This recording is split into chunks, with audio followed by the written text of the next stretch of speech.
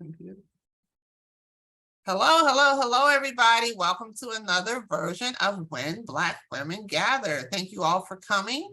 It's a beautiful day out here in Jersey, and we know our guest, I shouldn't tell you this, our guest today is in Barbados, so we're not even going to ask her what the weather is like there, but I'm sure it's a beautiful day.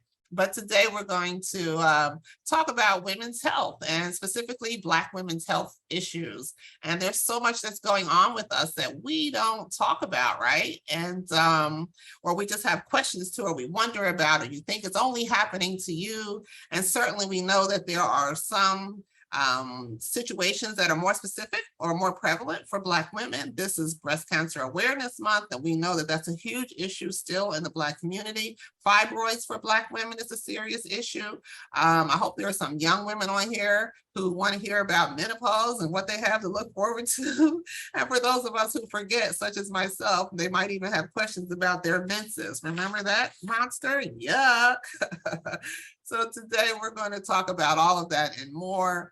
Whatever questions you have, Dr. Cortney will do a video, a PowerPoint presentation for us, and then we will talk with her. Whatever questions we have, we will engage with her. Of course, during our conversation, if you have any questions that are just pressing, or not even just pressing, if you just have questions that are interesting, you want to make sure that we get to them, put them in the chat so that we can circle back and get them. And that's how we're going to do this. Unfortunately, Dr. Yarbrough is having a problem with her video, so we will just see her lovely face from that beautiful, beautiful picture that she sent us. So I'm just going to say, welcome, Dr. Yarbrough. How are you? Dr. Cortney? She's probably trying to still trying to work on her camera. So let me just do a quick intro of her and tell you a little bit about who she is. So Dr. Yarbrough is a board certified obstetrician and gynecologist. She completed her medical training at Tulane University in New Orleans, which is where we'll be going in a few weeks, and her residency training at Baylor Medicine, which was in Texas. I have to also throw in, for those of you who are on here, you know I'm a Howard graduate, so is she, class of 96. And she majored in biology and chemistry there. She went on to complete her fellowship in pediatrics and adolescent gynecology at the Hospital for Sick Children in Toronto, Ontario, in Canada. She specializes in care and the evaluation. Can everybody mute, please? I'm not sure what that was. She specializes in care and evaluation of specific gynecological needs of young girls and adult women of all ages. That's why I think she's really going to be a good conversationalist for us. She counsels on STI prevention, safe sex, HPV, evaluates and manages early pregnancies and their complications for young women. And her other areas of specialty, abnormal menses, and this one I can't, dysmenorrhea. And, yes. And so, did I say that right? Dysmenorrhea. Okay. Endometriosis, fibroids, and menopausal symptoms. She is a dedicated teacher and counseling, dedicated to teaching and counseling women about our gynecological needs, starting at an early age. And that's why we have her here today to lead us in a cross intergenerational conversation about what are our gynecological medical needs. So I'm going to take myself off, and Dr. Yarbrough, do we still not have your camera still not working? Still not working. Okay, so I'm going to take myself off spotlight. You can share your screen and do your thing, and maybe it'll start working before we end our call. That's what happened for me last week, so I'm going to put that out there for you. Yeah, thank you. All and good right. everyone. Thank you so much for having me. No, thank you so much for coming. Yes, thank you so much. I'm going to start by sharing. I have actually a set of 2 slides. Like Helen said, I do see women of all ages, starting from childhood and infancy through menopause. So I thought it would be a good idea to discuss many of the gynecological issues that we have throughout our lifetime. And we're going to end with the ones that I think we're most interested in today, which would be menopause. We're going to spend most of our time discussing menopause and the menopausal transition. At the very end, I'll be willing to take as many questions as you like when we discuss. So I'm going to be going through each of the topics pretty quickly. But if you want any more detail, be more specific, please ask me at the end of the presentation. So let's get started. Okay. And let me see if I can hide that thumbnail, because I know sometimes that gets in the way. Give me 2 seconds.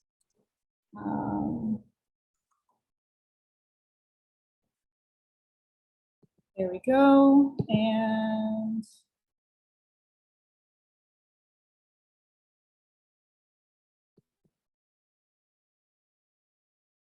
there we go.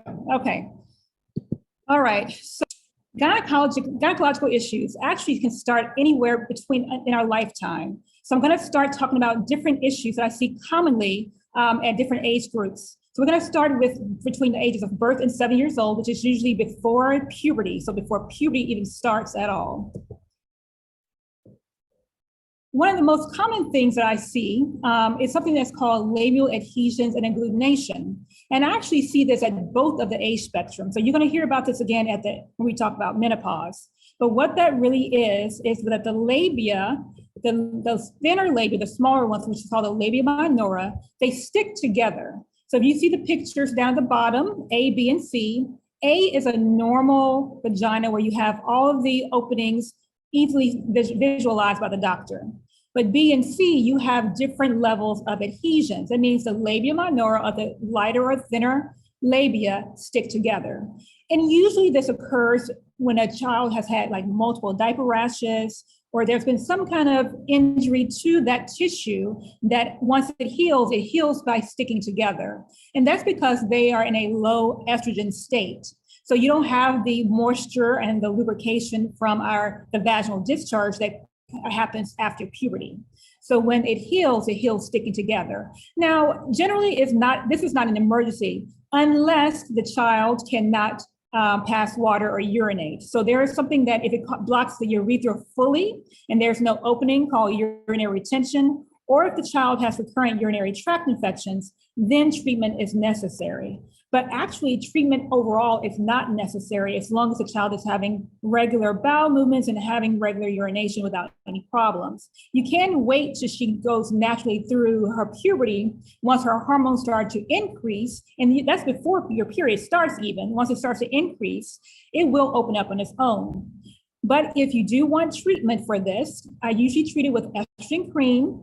And then that's like on a daily basis until it opens. And once it opens up, then you will put either petrolatum jelly or a Destiny cream right on the edges just to make sure it stays open. Because once you stop using that cream, if you don't keep it nice and moist down there, it can close back up.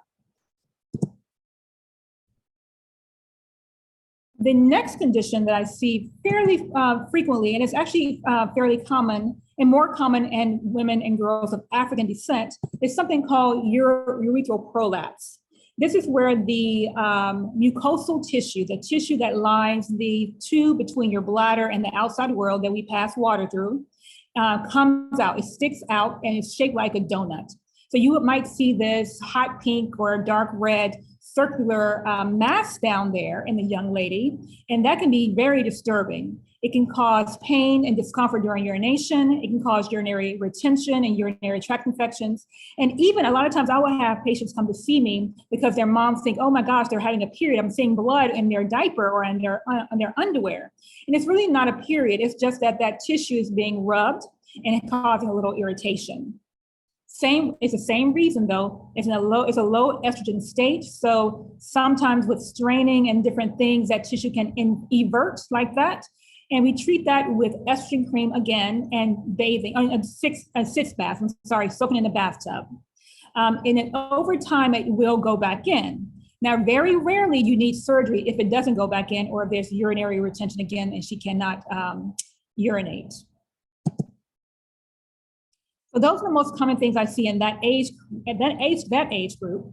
Now, between the ages of 8 years and 15 years old, this is when puberty is starting for most young women. So we have a multitude of conditions that we see that start at this age, but can also continue through adulthood as well. So the first thing we think about in this age group is that her period is not coming for some reason. Now that can be transient, and that only happened a couple of times. Her period, she missed a period this month or that month. Intermittent, it comes and goes, or permanent, meaning she had a period and then it went away and never came back. This can be caused by a problem at different levels of the hormonal cascade that starts in the brain. So at your hypothalamus, the pituitary level, the ovary level, uterus, or vagina. So if a patient comes to see me and they have never ever had their period, that's called primary amenorrhea. And that usually means no period by the age of 15. And we have to evaluate all levels of the hormones and structural anomalies to make sure that that's not the reason that the period didn't come.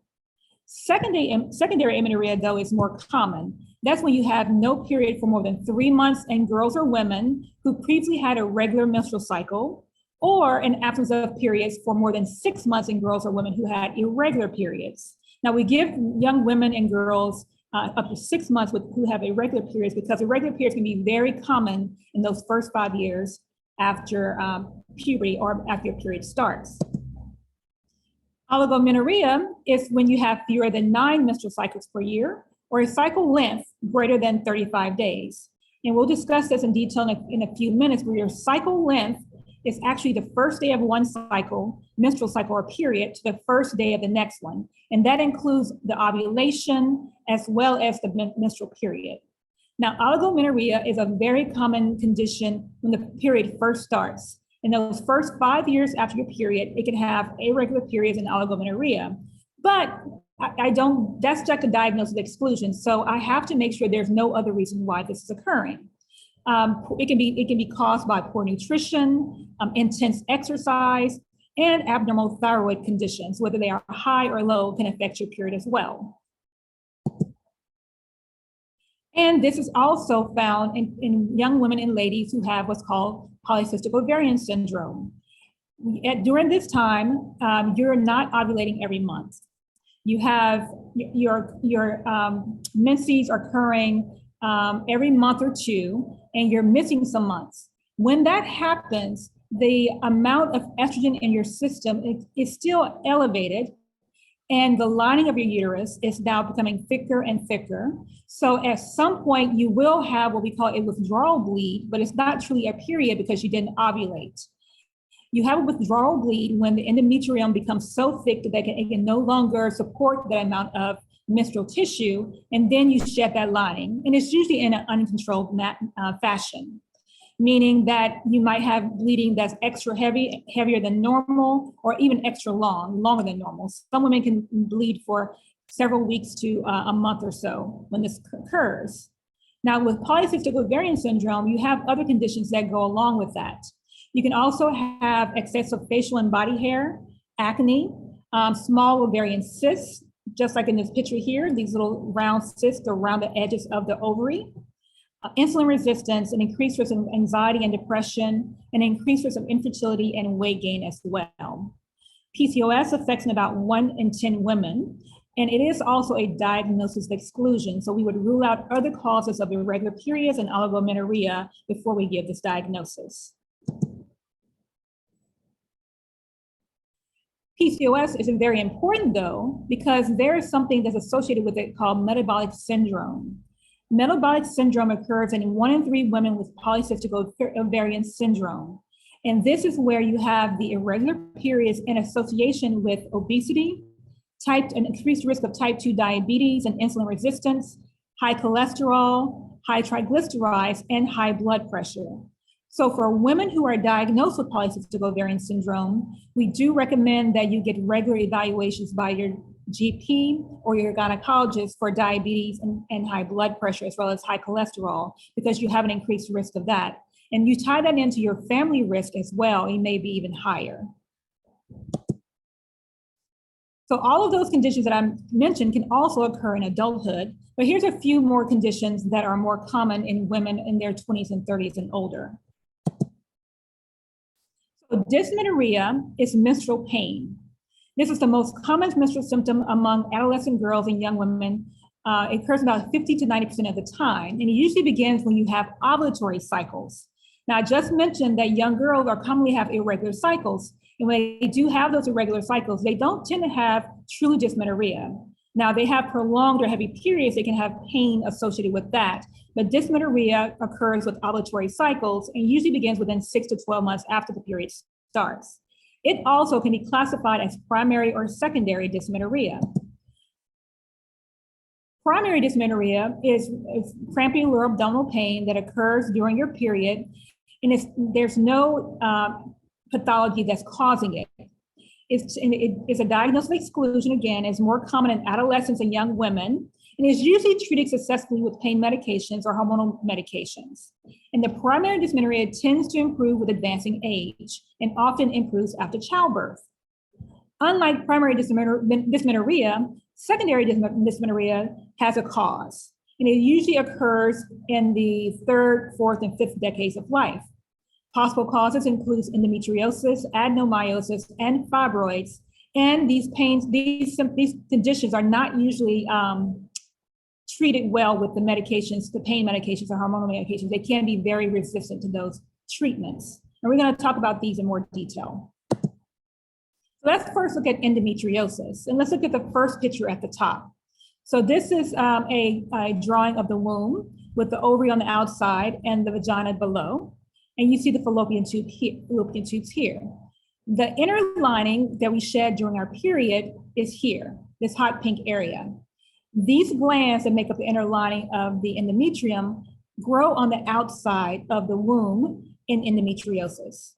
It can occur anywhere along the uterus itself, the ovaries, and in other areas of the abdomen as well. So on the rectum, the bladder, and also on your bowels, which can cause significant amount of pain during and in between your periods, and can have subsequent sequelae like adhesions or infertility in the future. Endometriosis that grows in the muscle wall of the uterus is called adenomyosis. It can cause the uterus to become enlarged in size and have pain with their menses as well, severe pain. Fibroids are actually balls of muscle. So the muscle lining of the uterus develops into a ball. Fibroids themselves can be in any location within that muscle and also can be actually stuck on the outside, but it's still connected to the uterus. So it could be a pedunculated fibroid inside the abdominal cavity. There can be numerous fibroids inside the uterus that can cause the uterus to be enlarged and heavy. Depending on the location of the fibroids, they can cause heavier bleeding if they're poking inside the mucosal surface, like this one and that one, which is increasing the surface area of the uterine lining. It can cause if it's in the front or the anterior portion of the uterus, it can push in the bladder and cause irritation or frequent urination. It can also, depending how large they are, it can cause urinary retention if it pulls down on the bladder and kinks the urethra. So fibroids in and of themselves can cause heavier bleeding as well as painful periods. And then you have the abnormal uterine bleeding that can be caused by those things that we just mentioned, but there are other causes of abnormal uterine bleeding. You can have ovulatory dysfunction, meaning that you're not ovulating every month, as we mentioned before. You can even have disorders of hemostasis, meaning that your blood is not clotting normally. We usually will notice this in adolescence or with first pregnancy and delivery, because you'll have an episode of excessive bleeding that won't stop. Abnormal uterine bleeding can also be caused by infections such as pelvic inflammatory disease or chlamydia, certain medications that you may be taking for other reasons, as well as cancers of the cervix, vagina, or their uterus. Now, the term heavy menses in and of itself means that you're having regular periods that are heavy or prolonged. You're having excessive blood loss that interferes with your life and your quality of life. But it can be caused by all of those different structures and entities that we mentioned just a few minutes ago. Heavy menses usually means that you're changing your pad or tampon every 2 hours or less, or you're needing to wear more than one sanitary product at a time to prevent accidents, such as 2 overnight size sanitary napkins or a sanitary napkin and a tampon at the same time. It can be associated with clots and cramping also. You can also have what we call intermenstrual bleeding, which is bleeding in between your periods. It is usually caused by something called endometrial polyps, and you see a picture of that up here. Endometrial polyps are just like little skin tags or outgrowths of the endometrial lining. Again, they are very benign, but they do increase the surface area of the uterine lining, and they are not controlled by the normal hormonal fluctuation. So you might have some breakthrough bleeding. It can also be caused by endometriosis, which is an inflammation, or PID. In less than 3% of the cycles, some women actually say they have spotting while they ovulate. So this is in the middle of the cycle as well, but this is not very common. And conditions of the cervix, including the cervical cancer, polyps, cervicitis, or your ectropion, which is a certain layer of your cervix, can cause some bleeding in between your periods. And then rarely endometrial hyperplasia, which is an excessive growth of the lining of the uterus, or endometrial carcinoma or uterine carcinoma can cause bleeding. Now, I'm going to stop this here, and I'm going to share another screen. If I can stop it, let's see. Here, I'm going to stop sharing this, and I'm going to change into a new PowerPoint talking about menopause. We have more information on that one. So we're going to focus on menopause now. We're talking about women in their 40s and older, and all of the joys of menopause and perimenopause. There we go. Okay. So let's just start with the basics.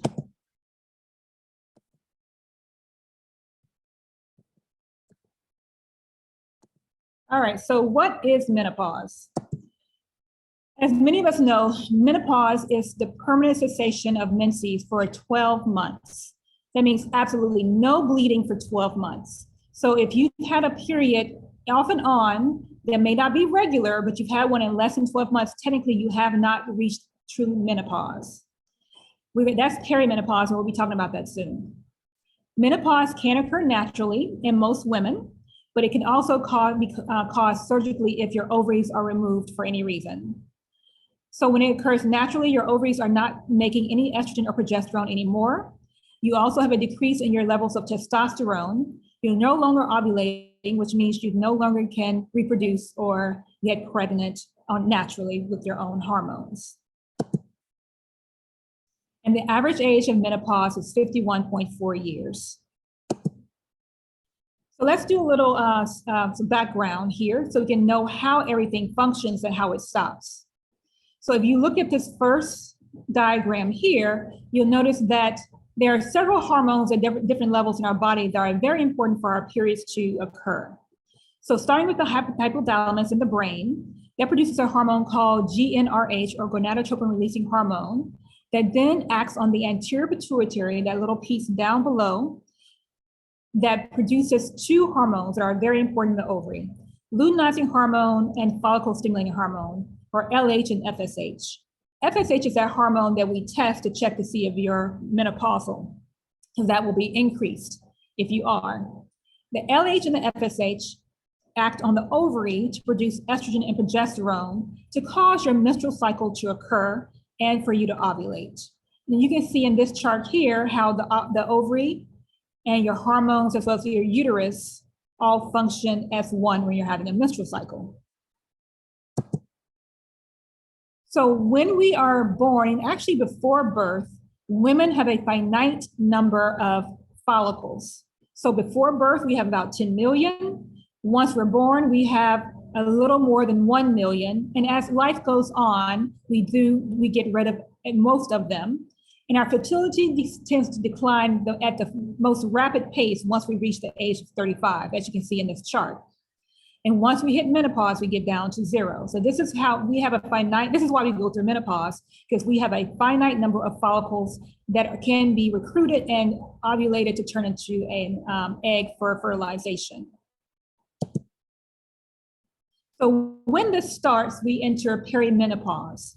And menopause is the time leading up to menopause, and it fluctuates between your 30s and 40s.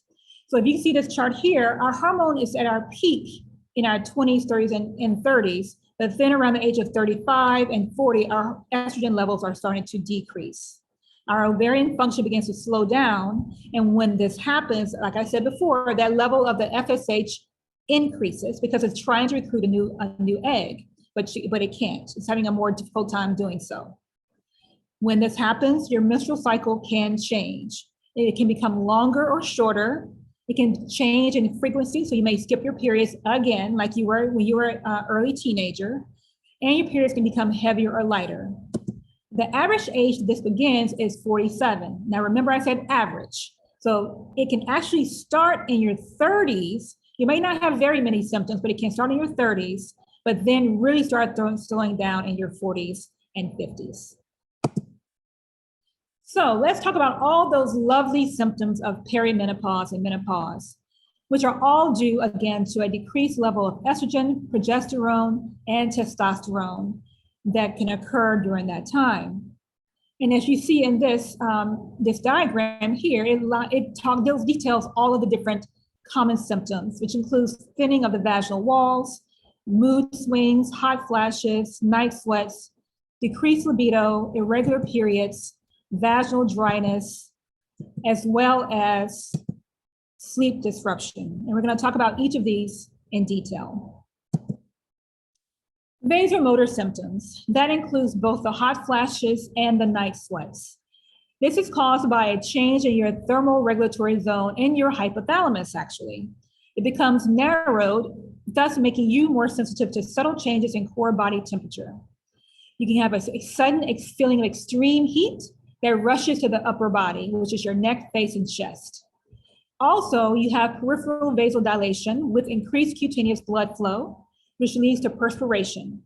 Perspiration causes a rapid heat loss and a decrease then in your core body temperature below normal. So you might have that excessive heat with sweating, and once everything starts to resolve in 1 to 5 minutes, then you start feeling chills or very cold. So along with chills, you can also have flushing, clamminess. You can actually have a sensation of anxiety or heart palpitations that may tell you, oh, my hot flash is about to start. And the frequency of these symptoms varies from person to person.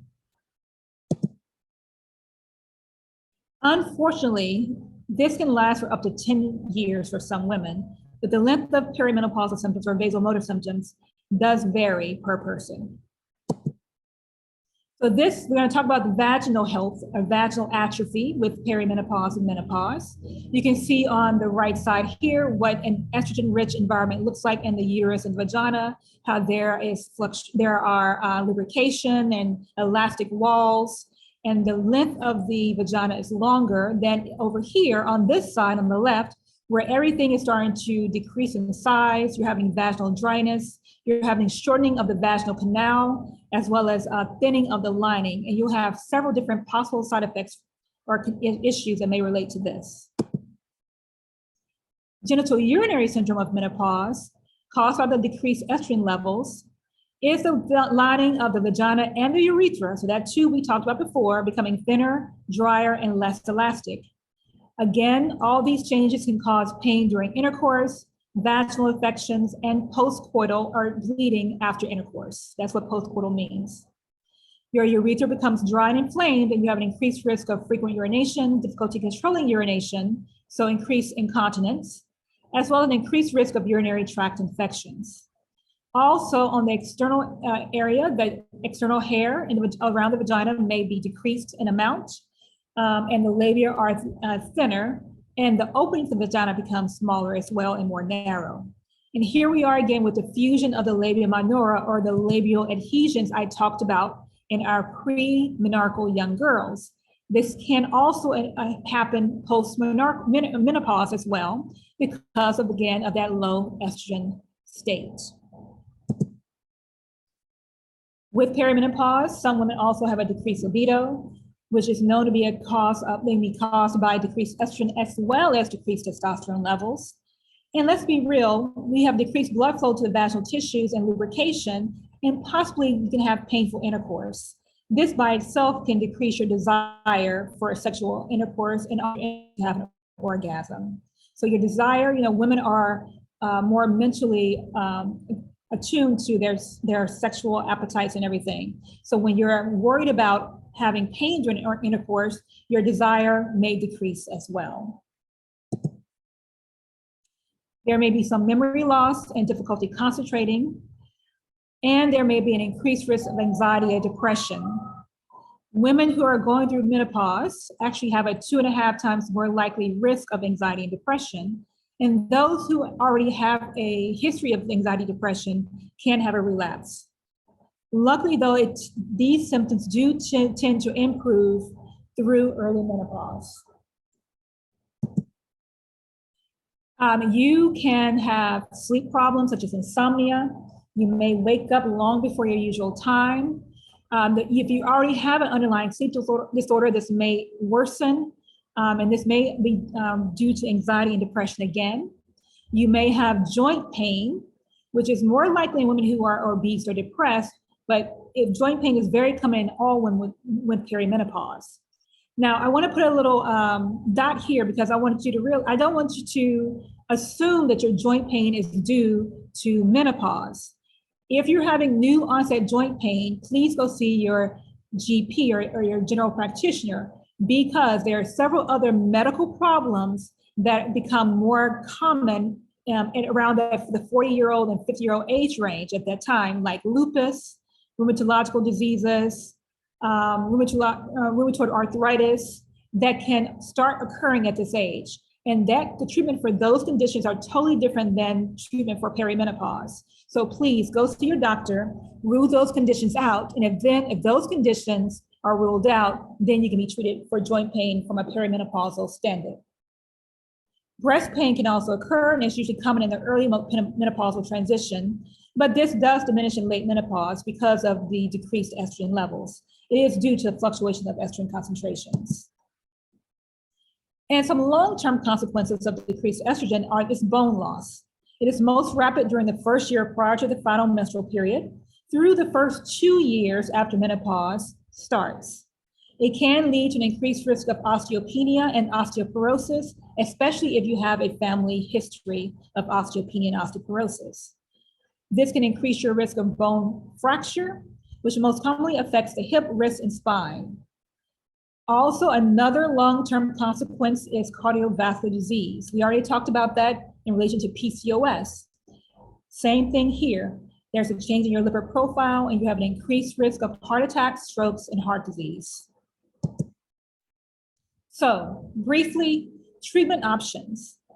I'm going to briefly go through these options, but what's most important to know is that your treatment will depend on many things: your symptom intensity and frequency, your medical history, because that will determine what medications you can take and which ones you cannot, your personal choice. You should be talking to your doctor and advocating for yourself and letting them know what you prefer to take and how bad your symptoms are. And then coexistence of other menopausal symptoms, such as depression, anxiety, sleep disruption, and those genital urinary symptoms that we mentioned before. So hormonal treatment options are the gold standard for most women. They are usually either given as estrogen alone or in combination with progestin, and they are the most effective therapy for the vasomotor symptoms. Now, women who've had a prior hysterectomy for whatever reason can actually take estrogen alone. They do not need progestin. Progestin is there to protect the lining of the uterus from developing endometrial hyperplasia and endometrial cancer. It can be administered orally or transdermally. It may have some side effects such as breast tenderness, vaginal bleeding, bloating, stroke, and headaches, as well as blood clots, which is the venous thromboembolism, so blood clots in the legs, lungs, or anywhere else in the body, and increased risk of breast cancer. Estrogen does protect against bone fracture, so you have a decreased risk of bone fracture and colon cancer with estrogen therapy. And the key to hormonal treatment for most people, for most doctors, that we need to individualize your care. So our goal is to treat you with the lowest effective dose for the shortest period of time. Because of the increased risk of the breast cancer, the stroke, and those serious conditions. However, how long you take the medication is up to you and your doctor. So once you stop it, there's a 50% chance that your symptoms may recur, so you may resume the medication. But again, that's something you should work out with your physician. You can take progestin-only medications. There has been some evidence that has shown that it improves vasomotor symptoms when taken alone. It is not considered first line, but if you can't take estrogen for some reason, this may be a good choice, especially in those women who have an estrogen-dependent cancer in the past. Some doctors and pharmacists are good at compounding bioidentical hormones. I'm not sure if anyone has heard about these, but these are plant-derived hormones that are chemically similar to our own hormones in our body. They are custom made. There's a regimen that you must go through in order to figure out the amount of each of the hormones that you need. And then your pharmacist or your doctor can figure that out for you and order that for you. So non-hormonal medications includes medications that are antidepressants such as SSRIs and SNRIs. These can be used in healthy women who are not depressed as well and has been shown to significantly reduce the vasomotor symptoms. They do have some side effects, but these side effects usually resolve with time or dose adjustment. But if you do decrease the dose, then your vasomotor symptoms may recur. Other medications that are non-hormonal are clonidine, which is an antihypertensive or hypertensive medication, gabapentin, which is an anti-seizure medication, and oxybutynin, which is a good medication for an overactive bladder. So if you have a bladder issue, you can use this also for your vasomotor symptoms. And this chart shows you different medications and how well they reduce the hot flashes in women over a timeline. X-axis here is weeks, so 6 weeks. The y-axis are hot flashes score. And the ones that works the best are the hormones. So the purple one here, the MPA, is medroxyprogesterone acetate. And megestrol, is the red triangle. The other ones that work the best, the venlafaxine are Effexor, that's an antidepressant. That's these here. And then you have fluoxetine, which is Zoloft, and that's the green one there. The ones that don't work so well, but do show some benefits for some women are the complementary or the supplements, such as black cohosh, soy, and vitamin E. So there are some complementary botanicals and natural products that has been shown to have some benefits for some women, but unfortunately, these are not regulated and they have not been tested for safety, efficacy, or purity. So there have been very limited studies on the benefit of these medications or the supplements. If you decide to use them though, please inform your doctor, because some of them, like black cohosh and St. John's worts, have other potential interactions with medications. So please let them know so that you guys can work together.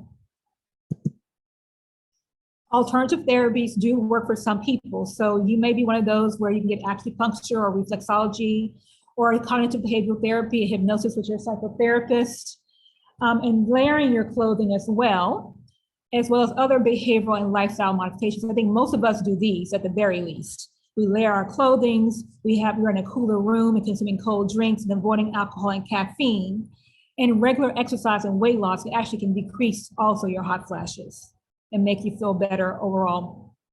So let's look at treatment of the vaginal symptoms. Some women just have vaginal symptoms only. They don't have the hot flashes or the night sweats or the mood swings. So if you only have a vaginal symptoms, then you have options of the vaginal lubricants and vaginal moisturizers. Now, the lubricants are used only during sexual intercourse to decrease friction so that you won't have the vaginal tears and the vaginal pain. The vaginal moisturizers are used over a longer period of time, and they should be used regularly, like 2 to 3 days per week, to decrease the pain also with intercourse and irritation. They are non-estrogen based, and they tend to trap moisture and provide long-term relief. But you can use estrogen if those aren't working for you. If you have vaginal symptoms only, you can use estrogen only, and you don't need to use progesterone in this case. It's more of a localized effect. It is the most effective treatment for moderate to severe symptoms of vaginal atrophy, and it does help reduce the incidence of urinary symptoms as well. It does not ameliorate or get rid of the incontinence though, but the overactive bladder and the urinary tract infections will improve.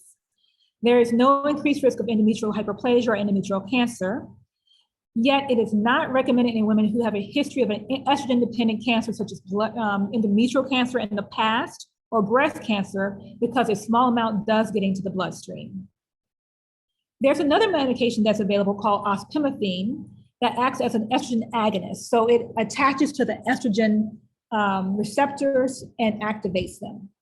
It appears to have no clinical significant estrogenic effect on endometrium or breast tissue, though, so that's great for those who have a history of cancer in those locations. It improves vaginal atrophy without stimulating the endometrium, and is FDA approved for treating moderate to severe pain with intercourse in postmenopausal women. And usually it is given as a daily dosing for 12 weeks. Now there is, these two medications have not been FDA approved. They are still under review, but they have, like the progesterone is a DHEA, which is a type of androgen precursor to testosterone and estrogen. And it can be used in women for the same thing, which dysmenorrhea means painful intercourse, in those who have the atrophy of the vagina. It's a daily vaginal suppository, and there is a slight increase in those hormone levels. Some women have actually said that it increases their libido as well, but hasn't been enough research to say that for certain. They still recommend that you do not give to women with a history of an estrogen-dependent cancer, and there may be some androgenic side effects, mainly acne. Vaginal testosterone may stimulate the vaginal mucosa as well and improve the vaginal atrophy symptoms, improve libido. Again, there have been no FDA-approved medications for for testosterone, though, unfortunately. There are other options if your symptoms are mainly pelvic syndrome symptoms. So if you have pelvic pain, you have urinary incontinence, you have pelvic organ prolapse. So the uterus, the cervix, the pelvic floor is coming out of the vagina slightly, you can be sent to a pelvic physical therapist. For those women who have their vaginas are now tightened and what we call stenotic and very short, and they are having difficulty with sexual intercourse, you can actually use vaginal dilators with or without estrogen. You can use this with a lubricant as well, and use it in graduated sizes to stretch that vaginal tissue.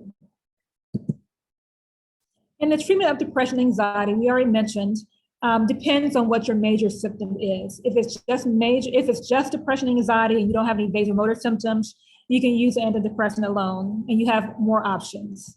If you have the vasomotor symptoms, then you use hormone replacement, which should improve both. But if both are equally severe, they do recommend treating with both an antidepressant and a hormone replacement therapist, which replacement treatment if you can, and be seen by psychologists for continued monitoring and management.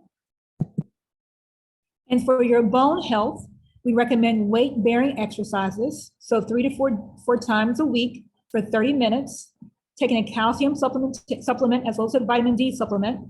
If you smoke, stopping smoking because smoking actually increases your risk of osteoporosis.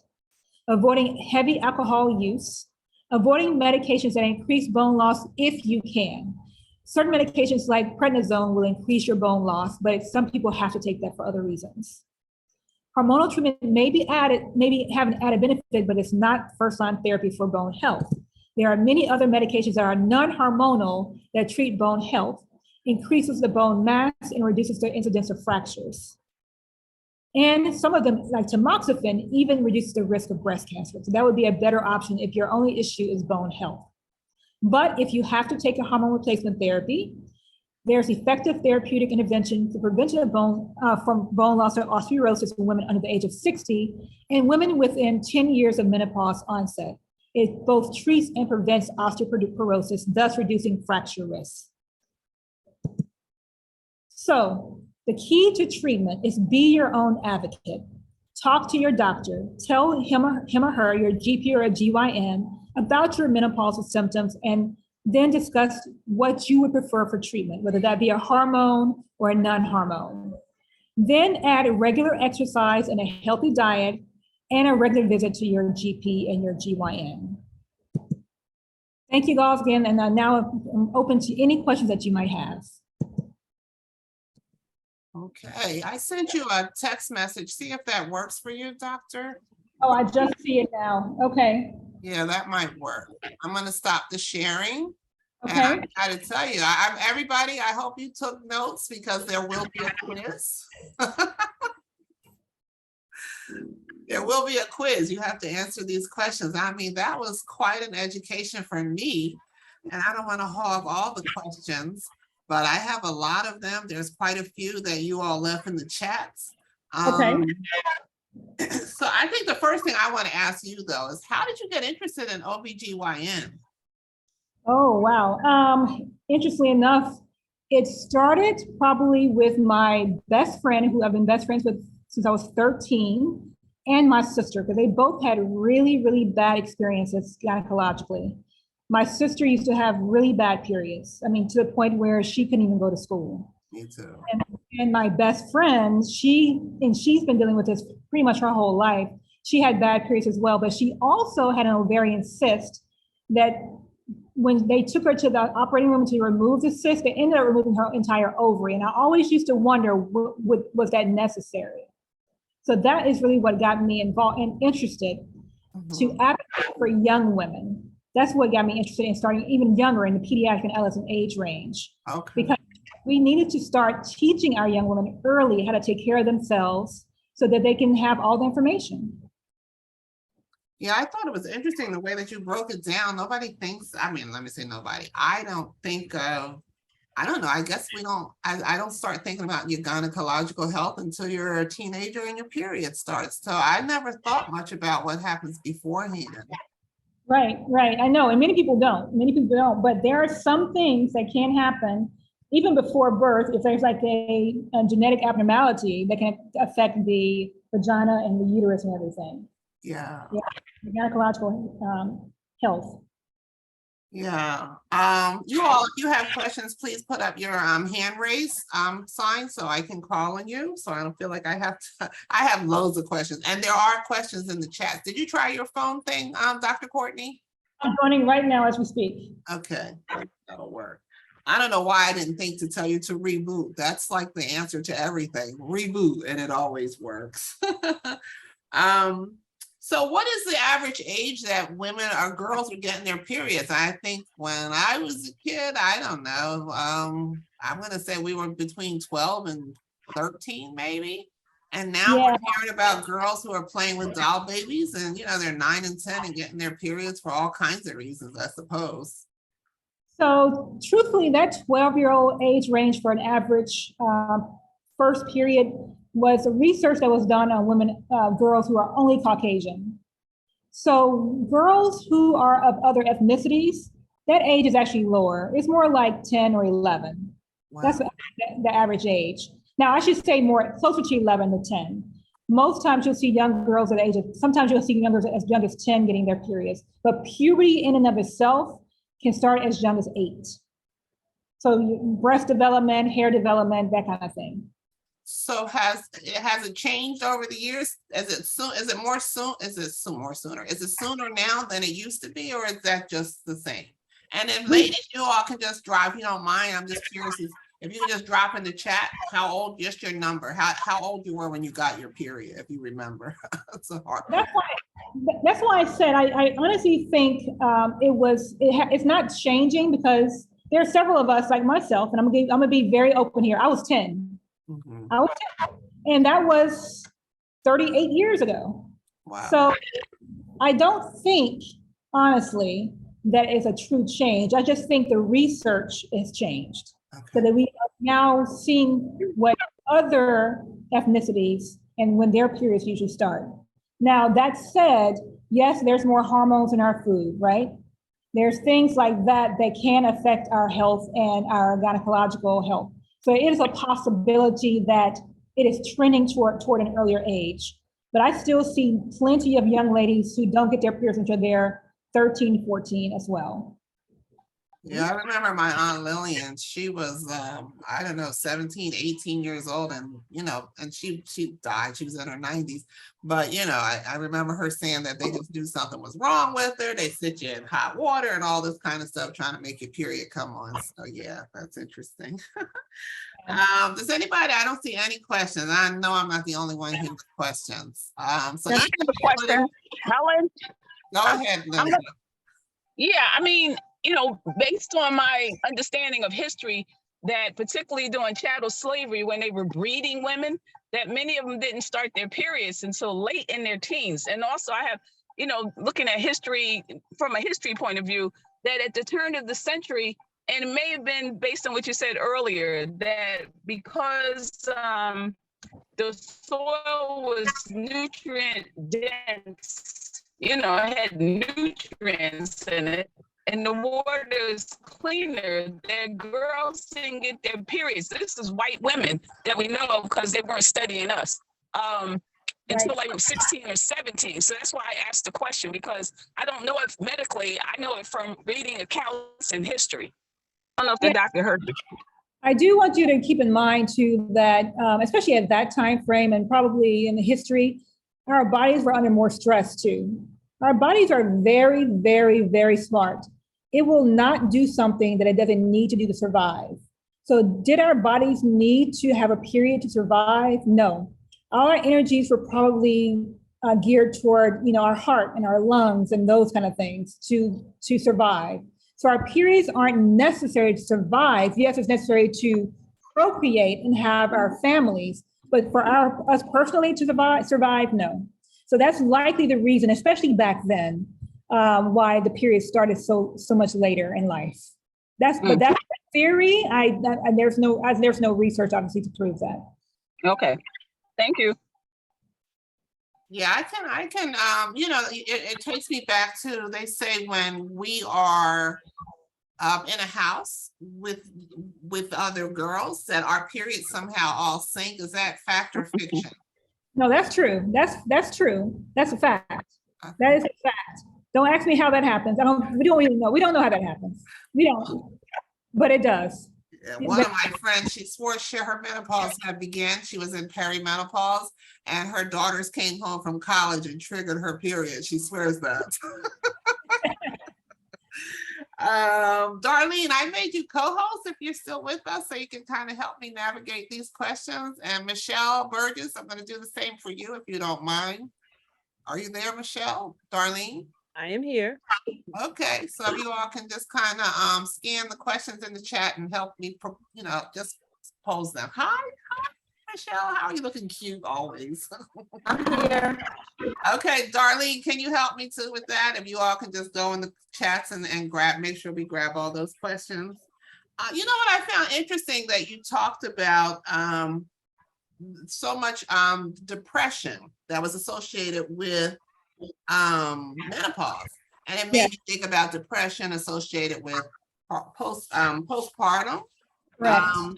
And I don't know, is there some correlation, like what's happening, what's making us depressed during menopause? For sure, those are definitely correlated. You can think about the fact that our hormones at both instances are having a drastic decrease, a rapid decrease at both times. So it's our hormones, unfortunately, that is causing that depression for some women who are more susceptible, because it doesn't happen in all women, obviously, but there are some women who are more susceptible to that decrease. And so one of the things that we can treat women with is the antidepressive medications in both instances to treat the depression also. There is a condition in adolescence called, premenstrual dysphoric disorder. It's PMDD.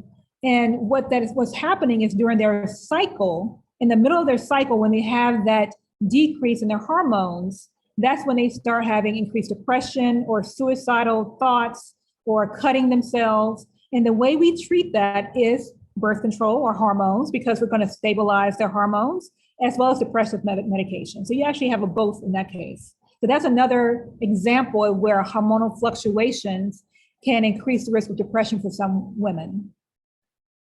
So what happens? I can't believe that God would give women menopause and not men. What happens in their bodies? There have to be, it would just be a cruel joke for it to just happen to us. We know they have the midlife crisis, but what else is happening with them? Well, honestly, that's a little bit out of my forte, but I do know that testosterone levels in men go down as well. So the testosterone levels go down. So they all have issues with erections and things like that, and sexual, what's it called? I can't even think of the name of it right now. Not, wait, they, ED? No. dysfunction. That was the word I was looking for. I couldn't think of it. Okay. Erectile dysfunction and things like that. So they have their issues as well, and they become more common as they get older.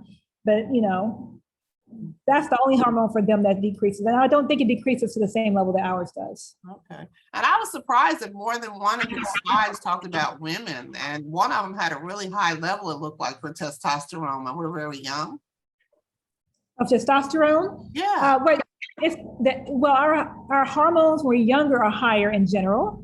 Testosterone is actually formed from your estrogen. So when our estrogen is higher, our testosterone levels will be higher as well. So that's why they all drop at the same time. Oh. Darlene, you seeing anything out there in the chats that we're missing? It's Michelle, but I can say that Angela asked the question, is there a better prognosis for ovarian cancer now? Yeah, that's the one I'm gonna mention. A Is there better, a prognosis for ovarian cancer now? see that question, because you were breaking up just a little bit there. Darlene is breaking up. As she said, is there a better prognosis for ovarian cancer now? And what are the signs? Because if my understanding is they don't recognize, it's not visible, I guess, until it's actually there. So it's not like something we can do in advance. What signs are we looking for that we have ovarian cancer? From my understanding is that there aren't any. Is that right? Yeah, so ovarian cancer, unfortunately, it's one of those cancers that usually when we find it, it's late. It's late in the development. And the reason for that is because you think about where your ovaries are located, right? They're kind of floating inside your abdominal cavity. They're attached to the walls, they're attached to the uterus, but they are kind of free floating a little bit. So if there's a cancer there that's growing, there's nothing that is going to affect right away. So meaning you don't have the symptoms of pain right away. You don't have the symptoms of bleeding. Like with endometrial cancer, you would have bleeding.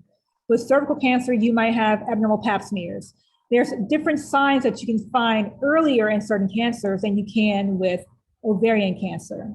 So most times when we find ovarian cancer, it's late stage, third or fourth stage. That's because it has all this free space to grow in and to spread. You have the fluid inside of our abdomen that the cancer cells can easily just float around and deposit on other surfaces and grow in those locations. So, and once it does that, you're at level 4 or stage 4. So if the prognosis better, I cannot say it's better right now. I know if there is, if you're having. We lost you. And they see a mass at that time, they can catch it early. Right, and you're asking me about symptoms. Symptoms, again, tend to occur once it's far along. So symptoms would be feeling full in your stomach or not feeling hungry, so you have decreased appetite. You might have pain, depending on where it's located. And if it's producing any kind of hormones, it can affect your period if you're still having your period. So if you're, let's say, you're menopausal and all of a sudden your period starts again, oh yeah, we're going to be looking at your ovaries to find out if there's anything there causing that. Dr. Cortney, is it true that if a woman never had any children, she's a high risk for ovarian cancer? Ovarian and breast cancer, both, yes. Oh, okay. I've never heard that. Yeah, so you have to think about this when your ovaries are, what's the word I'm looking for? They're always active. So they're always ovulating, they're always changing. There's something always going on in your ovaries, right? Your hormones are fluctuating. And when you're pregnant, that all stops for the most part. Everything is a stable state. And you're not having a change, a fluctuation during your pregnancy. So that is actually a benefit, interestingly enough, to decrease your risk of ovarian cancer. That's true. No, my doctor, I don't have any children. And my doctor told me years ago, because ovarian cancer runs in my family. So he told me about that years ago. So that's why I asked you that question. Was it true? Okay. Yeah. That's an interesting, my mother died. That's the other thing. My mother died from breast cancer. And my understanding is that if your mother had breast cancer, that girls should be checking themselves very closely for breast cancer, and men should be checking themselves very closely for prostate. Is that fact or fiction? That's true as well. And definitely men can also check themselves for breast cancer. Men can have breast cancer also. So if you have a first degree relative that has breast cancer, well, first and foremost, hopefully the doctor checked her to see if she has a BRCA gene, to see if she has a gene or not. Because if she has a gene, then you may have it, and then you should be checked. But let's say she's not available for her to be checked, and that's one of the things you would check for, because that will increase your risk of both breast and ovarian cancer, that BRCA gene. And then depending on the age of your first degree relative, let's say she was in her 40s when she developed breast cancer, then you need to start having those mammograms earlier than the recommended, 10 years earlier. So if she had it at 40, then you should actually be starting your mammograms at age 30. Good to know. Yeah, I have another question, Helen. I have another question. My grandmother had uterine cancer. Yeah, she had uterine cancer, and then I have it. I was told that it skips generations. Yeah, that's what I had. I'm trying to figure. Yeah, that's what I had. Uterine cancer. I had just had carcinoma in situ, but my grandmother passed away from it because they didn't know. So I was told that it skips generations. Do you know anything about that? I'm not familiar with that it skips generations for sure. Those kind of cancers do run in families, though. For sure, they run in families. And you're sure it's uterine and not endometrial or cervical? You were sure? Cervical. I'm sorry, I got it wrong. It's been a long time. Yeah, it was 1985. Cervical. I apologize. I didn't even know what cancer I had. So that's no worries. Cervical cancer tends not to be genetic. That's usually due to HPV. That said, you may be at a higher risk of developing it because of your genes. You may be at a higher risk of acquiring the HPV, and the HPV causing the abnormal cells to change into cervical cancer. But cervical cancer tends to be due to HPV. Okay. Yeah. So, Judy, let me ask this question in the chats, and then we'll come right to you. Where was the question at? It was about cancer. Why do I keep getting yeast infections? I do have diabetes. Is there some correlation there? For certain. Yes, ma'am. So let's just think about this. Yeast are organisms that love sugar. So if your diabetes is not well controlled, you can have more yeast infections. Okay. For sure. There are women who don't have diabetes and have recurrent yeast infections as well. So you still should see your gynecologist, because there is something that they can do to help you with that, to treat you for the recurrent yeast infections, to try to stop that from happening. The other thing you should look at is if your partner, if you have a male partner, whether he's circumcised or not. Because if he's not circumcised, the yeast can actually live under the foreskin, and you keep being reinfected that way. So he probably needs to be treated as well, even if he doesn't have an inflammation of it. Some men can have what's called balanitis, which is inflamed foreskin, and that's usually yeast. Interesting. Judy, I found that cotton underwear a long time ago. Someone recommended cotton underwear. Yeah, cotton, it breathes. It's better than the nylon. It breathes better, for sure. You mean in general, or you just mean for people with yeast? Just in general? In general. Yeah, whoever wants, if you're having recurrent yeast infections, and that's not a bad idea to switch to cotton underwear. No. Could I just ask one question?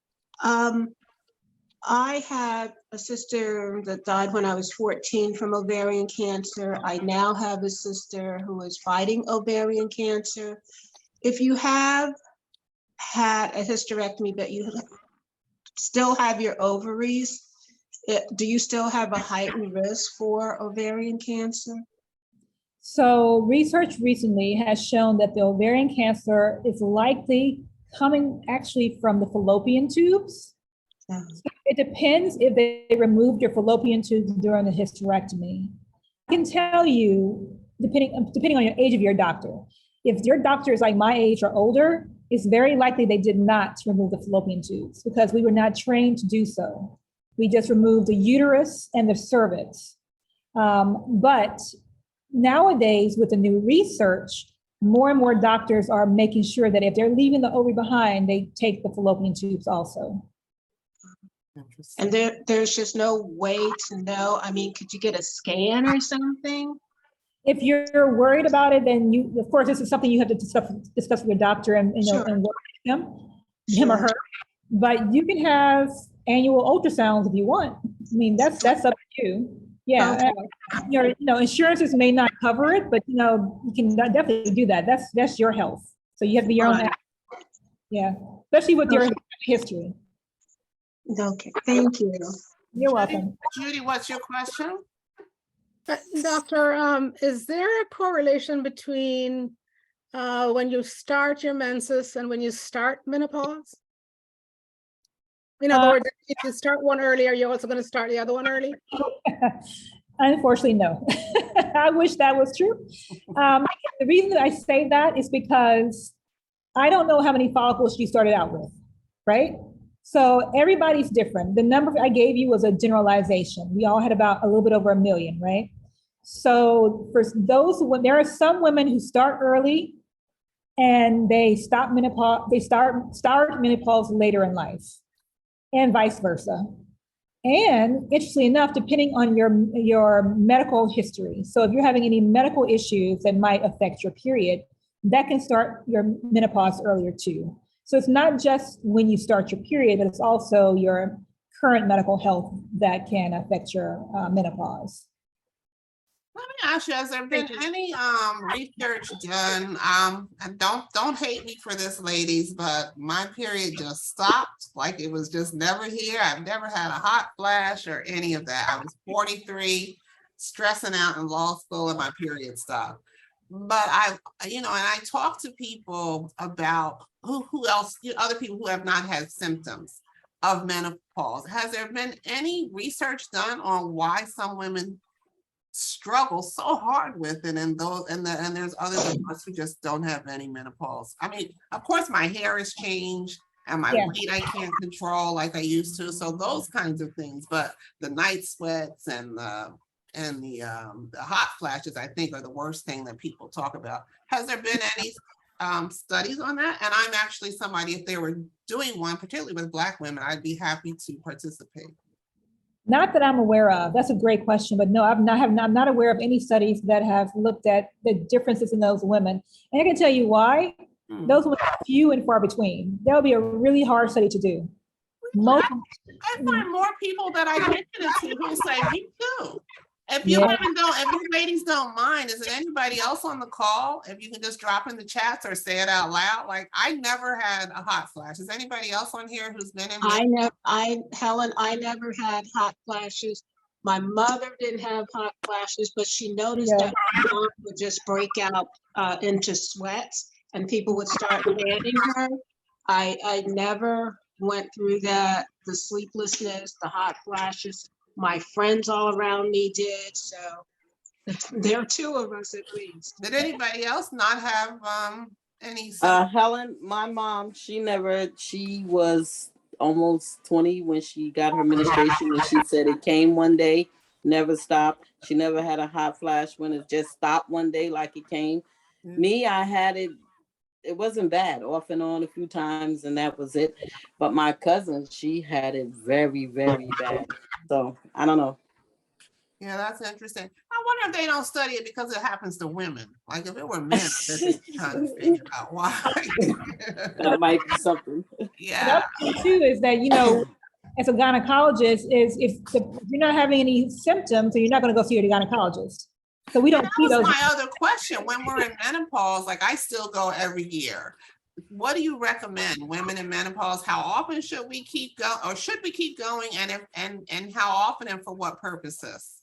Okay, so if you still have your uterus and your let's be clear. If you still have your cervix, You don't have to have your uterus, but you can still have your cervix. You still need to have your pap smears every 3 to 5 years, up to age 65.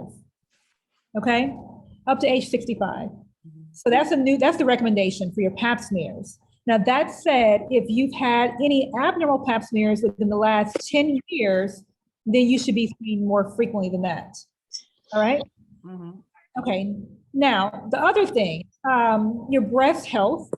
You can get your own mammogram without seeing the gynecologist. But if you're having any symptoms, any problems, breast pain, breast discharge, abdominal or pelvic pain, abnormal vaginal discharge, what I mentioned before, the pelvic organ prolapse, where everything's kind of dropping and you're having discomfort from that, at those times is when you really need to be seeing your gynecologist. But I think after menopause, honestly, the most important person for you to see is your GP because of diabetes, high blood pressure, thyroid disease, all those other conditions that we don't specialize in. We can do it for you, but that's not our specialty. But that is more important to see those doctors unless you have a gynecological condition that you need constant monitoring for. So doctor, are you suggesting that folks after 65 have a reduced risk of those cancers? So the research shows that women after 65 have increased risk of other conditions more than cervical cancer. Okay. You understand, like the diabetes and the high blood pressure and the heart disease and the strokes and the heart attacks and all of those things. So I say what the research says, but I also say this: do what makes you feel comfortable. If you feel more comfortable seeing your gynecologist every now and then just to make sure everything's okay, that's fine. That's perfectly fine. But know that if you have your cervix, you need to be seen by the gynecologist at least every 3 to 5 years. Wow. I still go every year, and so far my insurance companies have not pushed back. I just don't see how we went from the annual pap smear to the, every 3 years. And so far, so good. HPV culture. The HPV culture now is available. That's why it changed. Oh, I see. Yeah. So I see someone on the phone, and I'm so glad because I always forget to reach out. 248. I'm not sure who that is. If you want to ask your question, go right ahead. 248-495-5425. You're just push *6 and you can ask your question. Is that Adrian? Okay, we'll come back to you. C, your hand is up. Go ahead with your question. Yes, hi, and like to thank the doctor for her excellent presentation. So just a little bit of background to my question. In the 1980s, I was in my 20s and I had started my period at 10 and always had heavy periods. And I'll never forget that I spent my 21st birthday doubled over on the couch. But around that time, I read an article in the Washington Post about the role of hormones in beef and other red meats, and how that contributed, or at the time, some study had concluded that was contributing to menstrual cramps. So I thought, well, let me try an experiment. So I experimented the following month by dropping all red meat.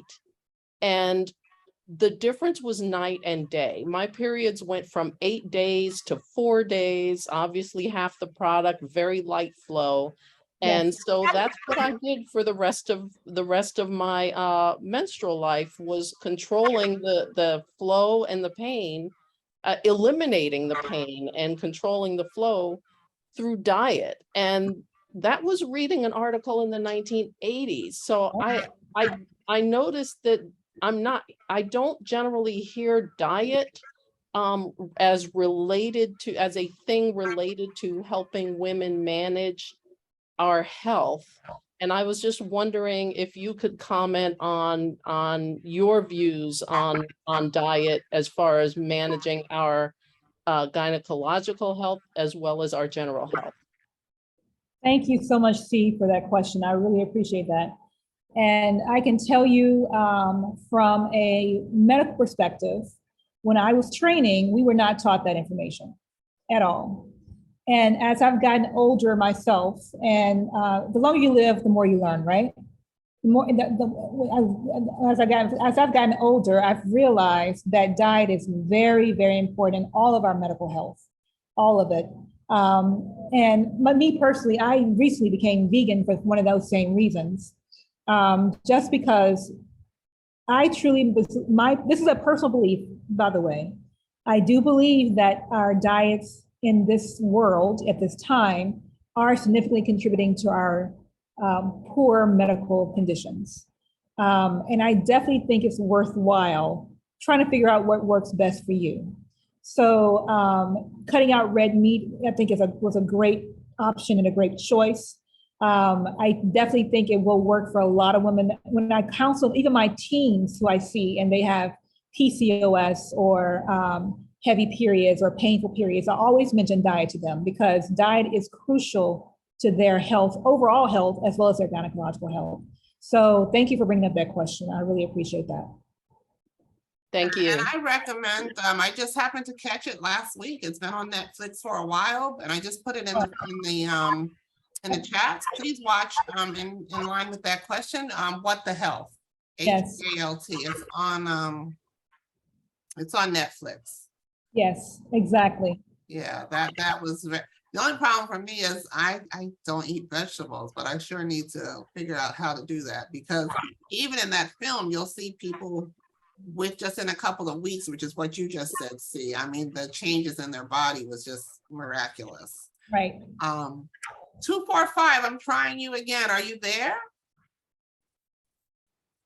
I don't know how to do the phones. But anyway, I just send her another message. Demita, you're here. What's your question? Yeah, yes, my question is this.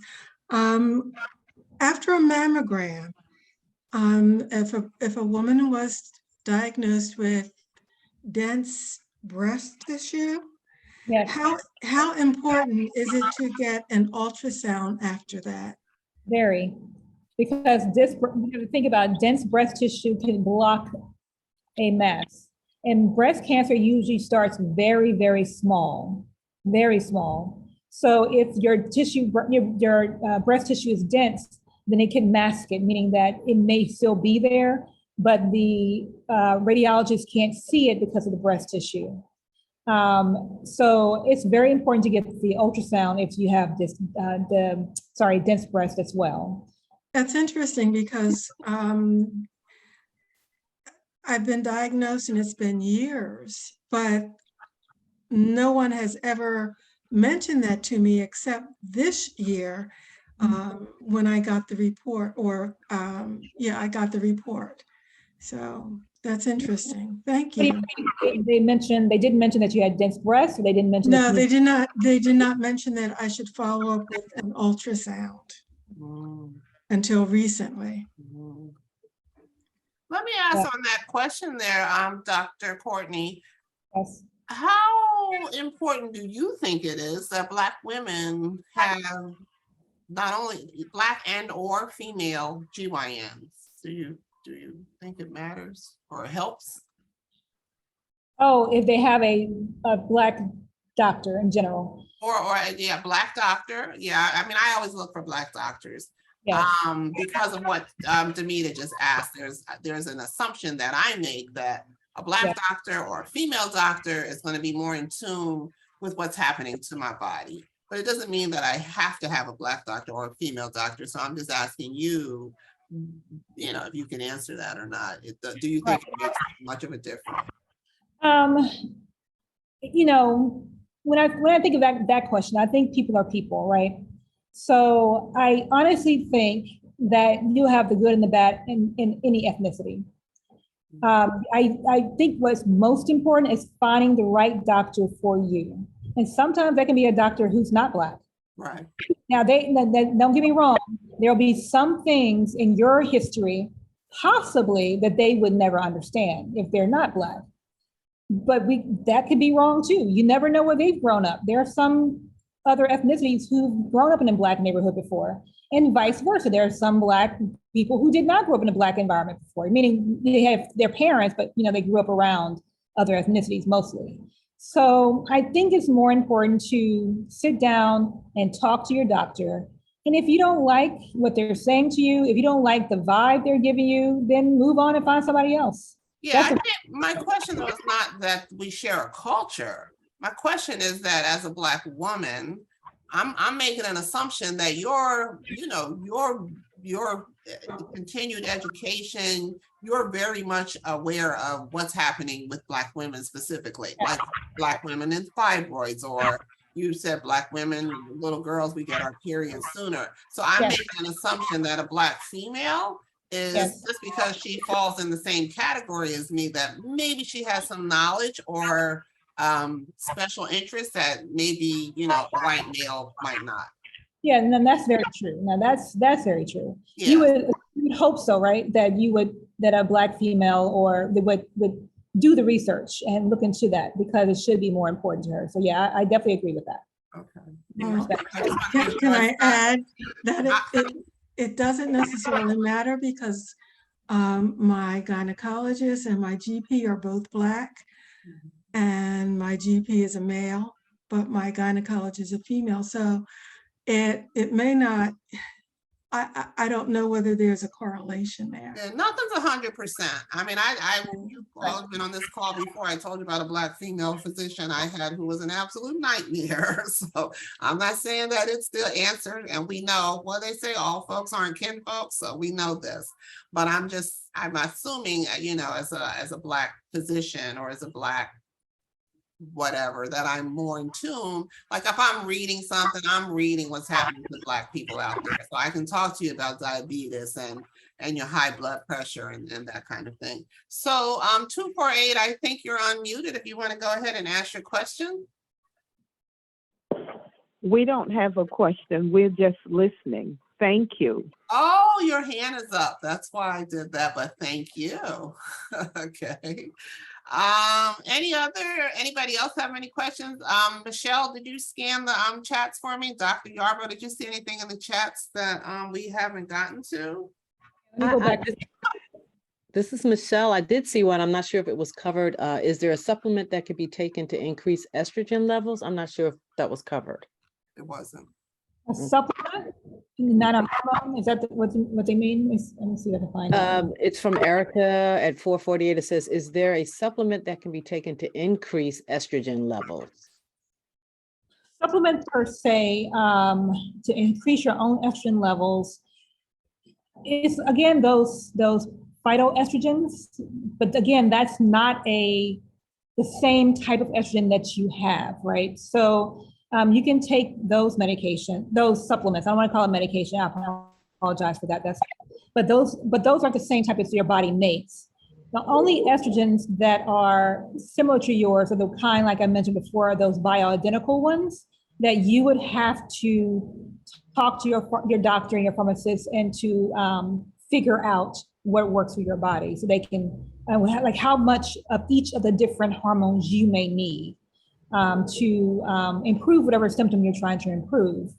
So it depends on what you're asking about, whether that be a symptom, a postmenopausal symptom, or you're trying to just take a medication to prevent pregnancy. I'm not quite sure what that's related to, but that's something you should definitely talk to your doctor about in more detail. But there's not one specific supplement that will increase your estrogen levels. No. Without taking like an estrogen medication.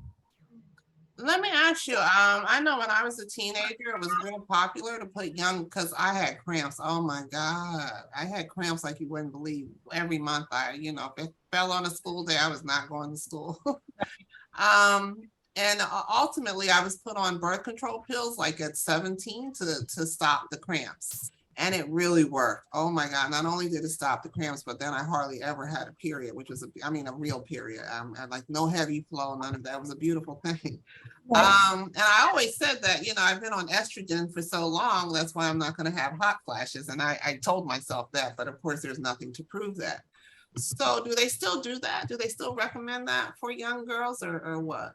Oh, for sure. Yes. That's one of the treatments that we offer, depending on your symptoms. So if you're having severe painful periods, and if your periods are regular, and it depends on what the girls want as well as their parents, right? So some parents are not They don't want the child to be on.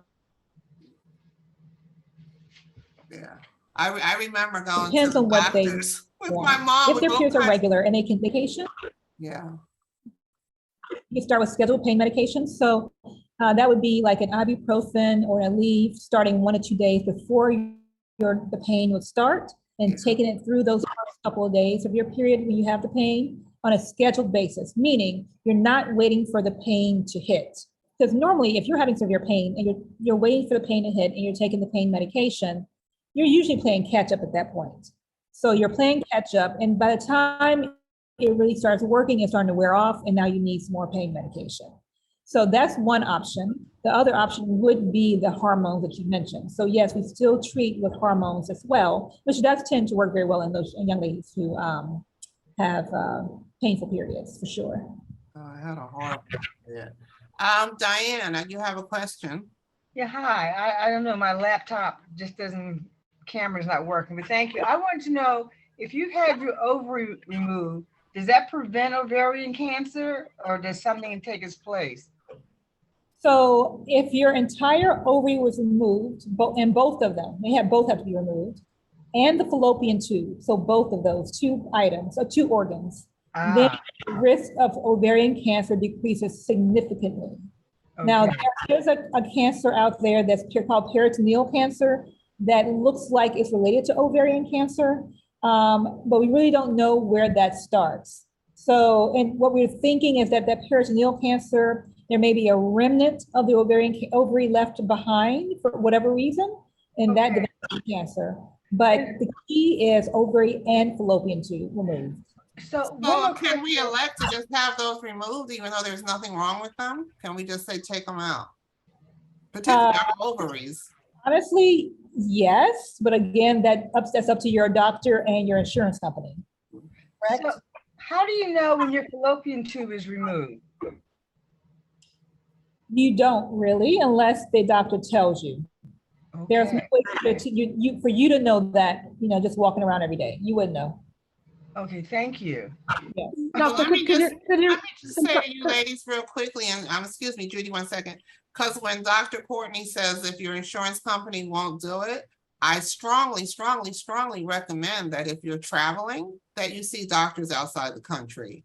I was in Panama, and you would not believe that I saw a GYN, and when she sent me to do my mammogram, it cost me with an ultrasound, which they do not do here. They only do an ultrasound here if there's a problem, but they automatically did it with the ultrasound, and it cost me a whopping $40.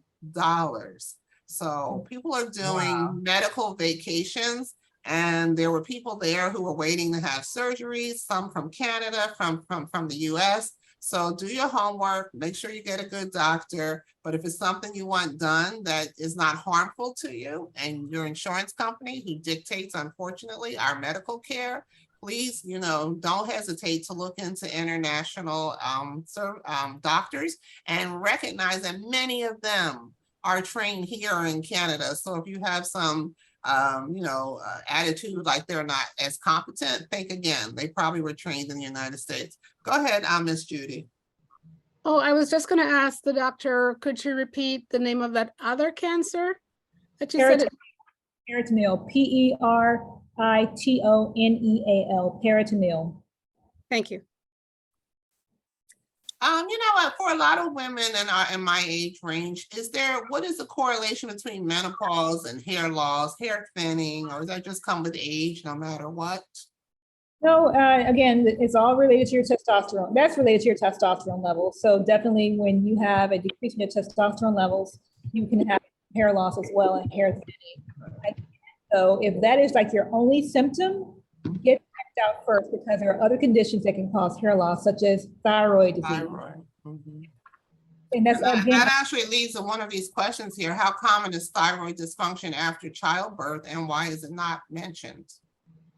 Why is it not mentioned when exactly? You mean I guess she said, if you look at 445, that's when that question came through. How common is thyroid dysfunction after childbirth, and why is it not even mentioned? I'm assuming maybe if that person wants to speak up, you can, to clarify your question. If not, that's Yeah, I basically after childbirth, it was something, my hair started falling out, eyebrows were vanishing, and no one was saying anything. And I just happened to speak to someone older than myself at the time who mentioned, did they check your thyroid? It's not uncommon. So I was wondering, is this something that you find regularly after childbirth? And if so, how come it's something that seemingly I'd never heard of it before? It was never mentioned by my gynecologist or anyone else at that time. Good, understood. So thyroid disease is not usually related to pregnancy or childbirth. So when you're pregnant, your natural hormones increase, so you can have excessive growth or more growth of your hair naturally. And then after you deliver, that hair growth does diminish, but that's considered related to your childbirth. Now, if it's related to thyroid, the thyroid is not related to childbirth. That's just something that can happen for some women that's not related to childbirth at all. You may have a family history of thyroid disease, and it is common as we get old. It's more common, excuse me, as we get older as well. So I mean, I don't know your medical history, and I don't know how old you were when you had your child, but I suspect that that was coincidental to your childbirth. It was not related to the childbirth. Thank you. Wow, you have been a whole lot of information, and we are not going to hog up all your time. This is your last chance. I'm sure there's questions I'm missing in the chat. So if you have a burning question, this is your last opportunity, and we're going to let Dr. Cortney go because I'm so appreciative of her giving of her time. Ms. Blair, very quickly. Ms. Blair, you have your hands up.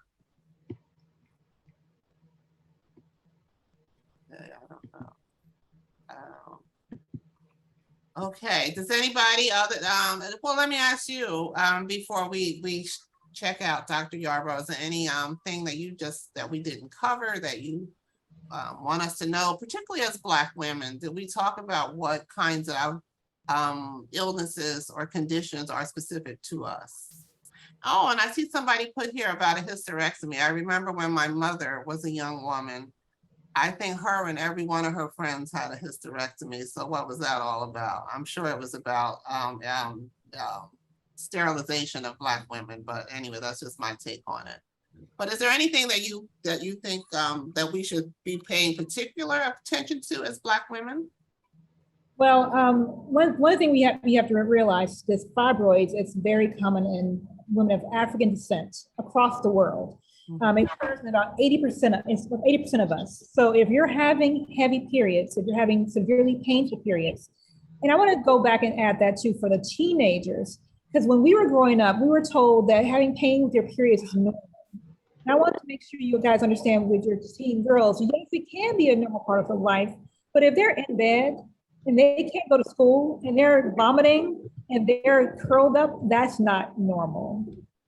How about mild cramps here? So keep in mind that endometriosis, that's number one, start in our adolescent years. It should be managed and treated at that time so that you don't have the long-term sequelae.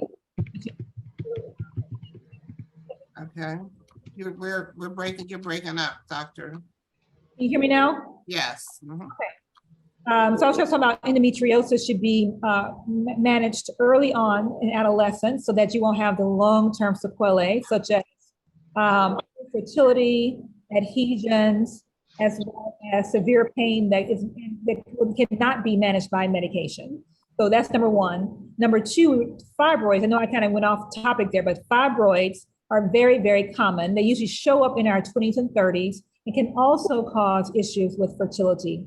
There are some women who don't even know they have them. That's very true. But other ones that do know that they have them can cause trouble with getting pregnant.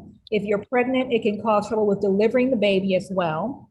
And also you can have difficulty with your periods being heavy and painful. So keep that in mind. And with the hysterectomy, so I want to go ahead and answer that question real quick.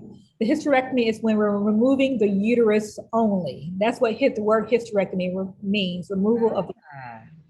So we can leave the fallopian tubes, we can leave the ovaries, we can leave even the cervix if we needed to for whatever reason. We can leave those behind, but the hysterectomy is removal of the uterus only.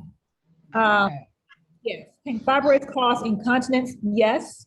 Fibroids, if it's in the front of your uterus, which is where your bladder is, it can push on the bladder and cause incontinence from like frequency. So you're going frequently, can put pressure on your bladder. Like say you feel like you're going to need to go to the bathroom all the time, and putting the extra pressure on the bladder as well to cause incontinence. So for sure. And there, I've actually had a patient where the fibroid was so big, it fell through the uterus into the vagina and flipped the urethra and blocked the urethra where she couldn't pee.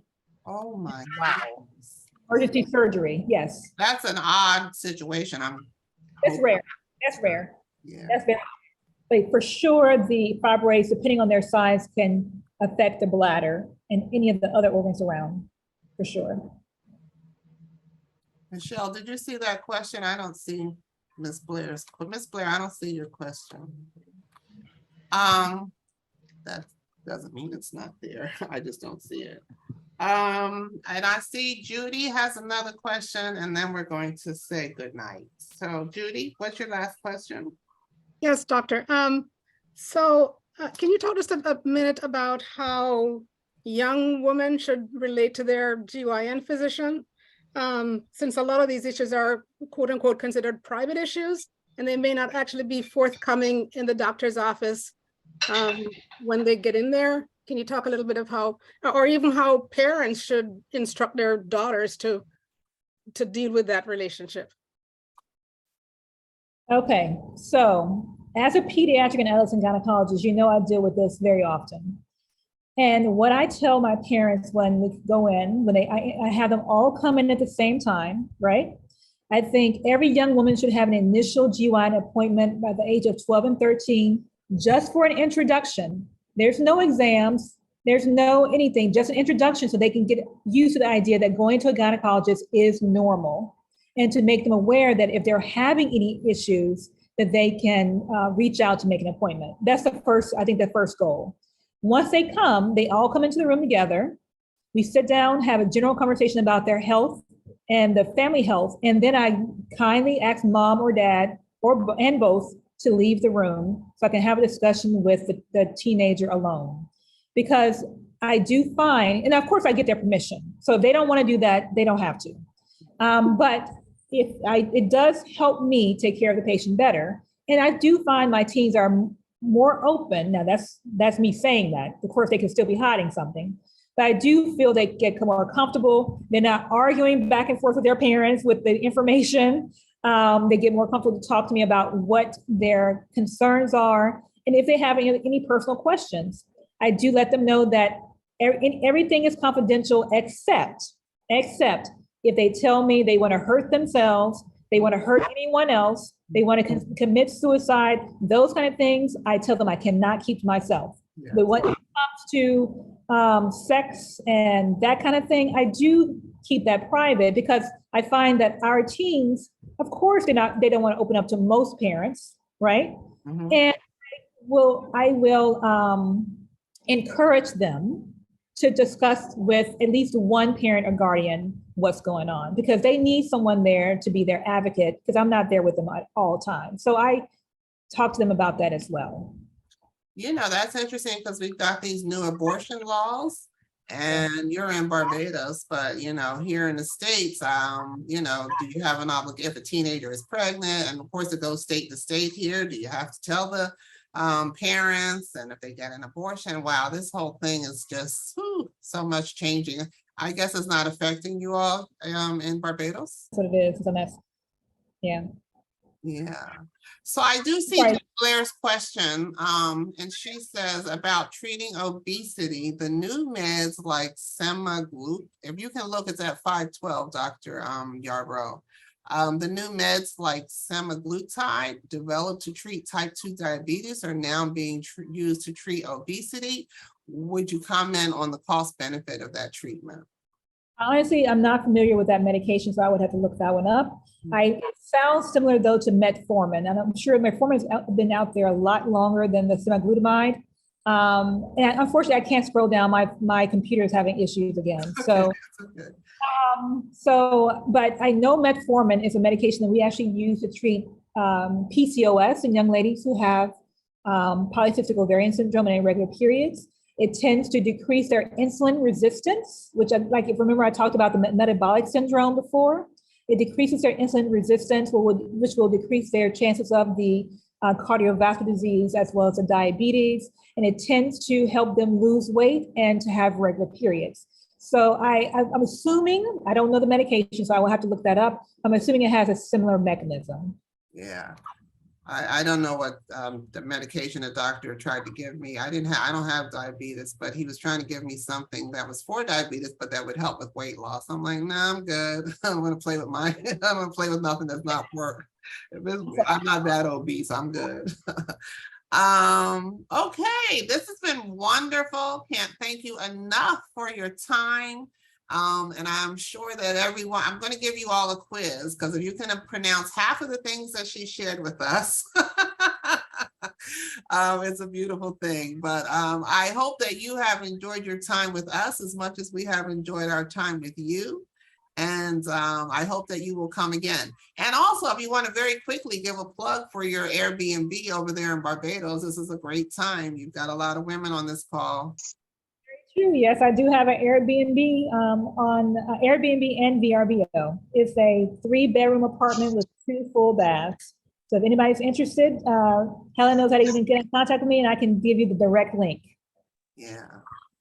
That's how you know, I meet people in all different kinds of ways, and she's a Howard alum, I am, and there's a Ladies of Howard University page, and I thought it was really cool. Somebody put out there, you know, for people, you know, we try to support Black businesses, and they said, if you own something, put it out here. So that's how I met Dr. Yarbrough, and she was gracious enough to, I didn't know she was a doctor at that point. I was actually calling about the Airbnb, but you know, then I said, you're a doctor, you got to come talk to us. So on that note, can I get everybody to unmute and we can do what we do and sign off with Dr. Yarbrough? And those of you who want to stick around and talk a bit, we can. There are a few things that I do want to share with you that are coming up, but we're going to let Dr. Yarbrough go. But if you all can unmute so that I can ask the question and you all can answer in unison, that would be great. I don't see anybody unmuting. We have a slogan here that I use, Dr. Cortney, and I say, when Black women gather, what happens, ladies? Amazing things happen. So basically, when Black women gather, amazing things happen. Thank you so much for being a part of our amazing today. And you are more than welcome to hang around too if you want. But if not, I certainly understand that you're in Barbados and probably close to a beach. Right. And have better things to do. But we appreciate your time, and please, please, please come again. Thank you so much. I appreciate that. I will. Just let me know when. Okay, absolutely. Thank you, doctor. Thank you. Thank you, Dr. Cortney. Thank you. You're welcome. Bye-bye now. Okay, I'll look it up when I come to Barbados. Okay. For sure. Okay, thank you.